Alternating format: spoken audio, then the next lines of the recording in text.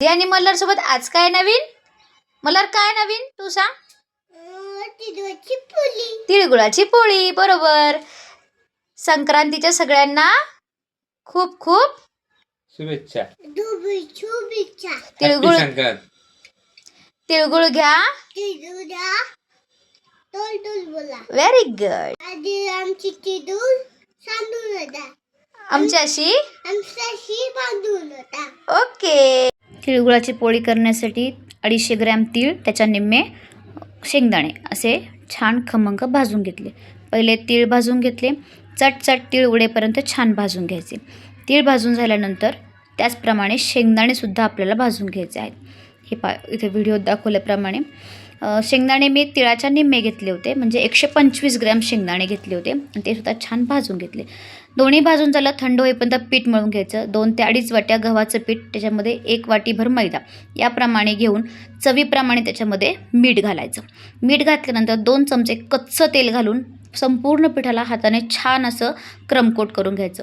पिठाला तेल छान चोळलं की त्याच्यामध्ये मग आवश्यकतेनुसार पाणी घालून पीठ एकदम छान मऊसूत मळून घ्यायचं आणि पीठ मळून झाल्यानंतर पुन्हा एकदा तेलाचा हात लावून ते छान असं मऊ करून घ्यायचं. त्यानंतर पुन्हा थंड झालेले तीळ आणि शेंगदाणे मिक्सरमधून बारीक करून घ्यायचे. बारीक झालेला कूट एका भांड्यात काढायचा. त्यानंतर शेंगदाणे फिरवून घ्यायचे. त्याचप्रमाणे कुटामध्ये गूळ मिक्स करायचा. गूळ तुमच्या आवडीप्रमाणे कमी जास्त करू शकता. आणि पुन्हा एकदा हे सगळं मिश्रण मिक्सरमधून काढून एकजीव करून घ्यायचं. हे पहा, सगळं मी एकजीव करून घेतले आणि हाताने छान असं मिक्स करून घ्यायचं, जेणेकरून शेंगदाणे आणि तिळाचा कूट आणि गूळ सगळं छान मिक्स होईल. आवडीप्रमाणे त्याच्यामध्ये जायफळ घालायचं. जायफळाचा सुगंध खूप सुंदर येतो. त्याच्यानंतर एक छोटीशी पेढा घ्यायचा, त्याची छान पारी करायची. त्याच्यामध्ये छान सारण दाबून भरायचं आणि हाताने ती पेढा बंद करून घ्यायचा. त्याच्यानंतर जास्तीचं पीठ काढून टाकायचं आणि मस्त अशी पोळी लाटून घ्यायची. हे पोळी जास्त फुटण्याचा वगैरे हे होत नाही. छान शेवटपर्यंत सारण जाईल असे सारण भरपूर भरायचं आणि छान पोळी लाटून घ्यायची.